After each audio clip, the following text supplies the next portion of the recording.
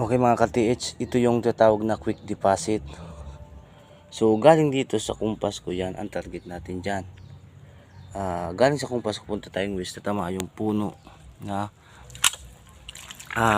matanda na, wala na siyang dahon. Talagang parang siyang turo. So ito yung sign yan ng quick deposit hole, din may dalawang dot na maliit. Subalit may tatlong dot, distance 3 yards targeting doon. So galing dito, sukat ka ng 3 yards sa tamaan yun. Then may lock siya, bulok na sa 315. Ito, puno din, bulok na siya, may puno dyan sa 315. Galing dyan mga 4 feet to 5 feet.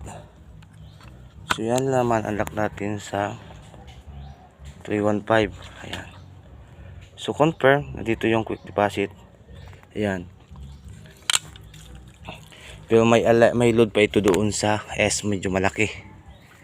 So ito ang quick deposit.